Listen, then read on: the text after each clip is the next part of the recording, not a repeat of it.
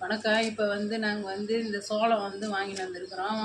இந்த மாதிரி ஆவணி மாதத்தில் சோளம் கொஞ்சம் விலை கம்மியாகவே கூட கிடைக்கும். இது மாதிரி வாங்கிட்டு இதை நம்ம இதில் இருக்க தோலெல்லாம் எடுத்துடணும். இந்த மாதிரி தோலை எடுத்துட்டு இது மாதிரி உரிச்சிட்டு இதை ரெண்டாக கட் பண்ணிக்கணும். இதை நம்ம தண்ணியில் அவிச்சோம்னா அதில் இருக்கிற சத்து இறங்கிடும். அதனால் என்ன பண்ணணும், நம்ம இட்லி பாத்திரத்தில் தண்ணி வச்சு இட்லி ஊற்றுறோம் பாருங்கள், அந்த தட்டை கீழ் தட்டு வைக்கணும், மேல் தட்டு வைக்கக்கூடாது. கீழ் தட்டு வச்சு இதை ரெண்டாக கட் பண்ணி இதை நல்லா கழுவிட்டு இது மேலே அப்படியே லைட்டாக உப்பு தண்ணி கொஞ்சம் லைட்டாக தெளித்து, அப்போ நல்லா நமக்கு டேஸ்ட்டாக இருக்கும் சாப்பிட்றதுக்கு.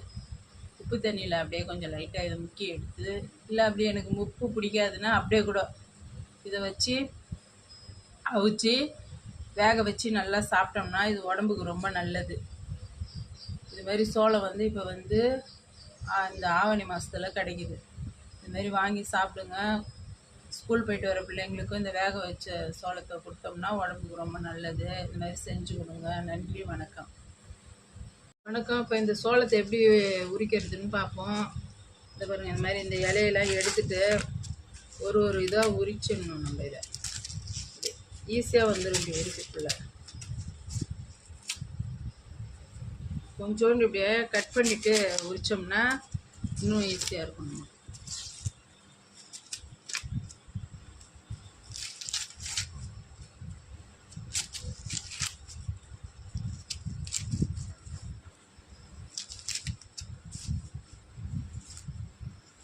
இந்த மாதிரி உரிச்சிட்டு இது இப்படி ஒரு திருவி இப்படி எடுத்துடணும். அவ்வளோதான்.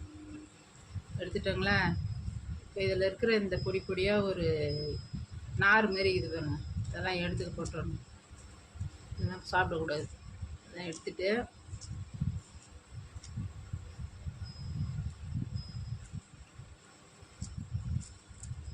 இது உடம்புக்கு ரொம்ப நல்லது. சாப்பிட்டோம்னா இதை செஞ்சு சாப்பிடுங்க. இதெல்லாம் சீசனில் தான் நிறைய கிடைக்கும், கம்மி விலையில்.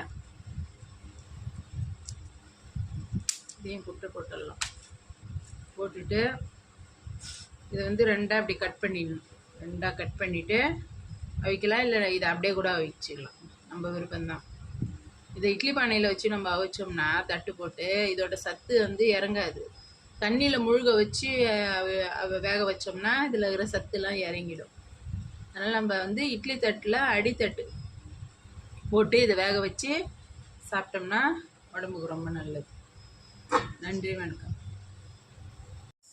இப்போ இந்த மாதிரி கட் பண்ண சோளத்தெல்லாம் இது மாதிரி லைனாக அடுக்கி வச்சிடணும். இட்லி பாத்திரத்தில் ஒரு தட்டு வச்சு, இது கீழ் தட்டு தான் வச்சுருக்கிறேன். நிறைய சோளனமே நல்லா மேலே வந்துடுச்சு. இப்போ இது மாதிரி அடுக்கி வச்சுட்டு இது மாதிரி ஒரு மூடி போட்டு நல்லா டைட்டாக மூடிடணும். ஒரு 20-25 நிமிஷத்துக்கு அப்புறம் தான் இதை எடுத்து பார்க்கணும். நல்லா வெந்துடும். நம்ம இட்லி ஊற்றுற டைமோட ஒரு 5 நிமிஷம் மேலே வச்சு திறந்து பார்த்தோம்னா நல்லா வெந்திருக்கும். எடுத்து சாப்பிட்லாம். இதுமாரி செஞ்சு சாப்பிடுங்க. பாருங்க, சோளம் நல்லா வெந்து போச்சு. சாஃப்டாக ஒரு 20-25 நிமிஷம் வெந்துது. இது அப்படியே போனோன்னா எடுத்து சாப்பிட்டுக்கலாம்.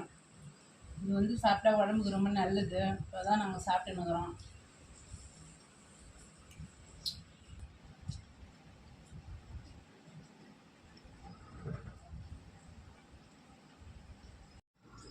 வணக்கம். இப்போ நம்ம வேக வச்ச கார்னில் கொஞ்சமாக லெமன் அப்படியே கொஞ்சமாக பிழிஞ்சு விட்டுட்டு லைட்டாக அப்படியே கொஞ்சமாக உப்பு போட்டு இப்படி பண்ணி வச்சுருக்கோம்.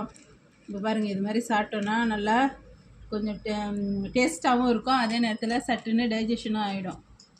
உடம்புக்கும் நல்லது. இதுமாரி சாப்பிட்டு பாருங்கள், நல்லாயிருக்கும். நன்றி, வணக்கம்.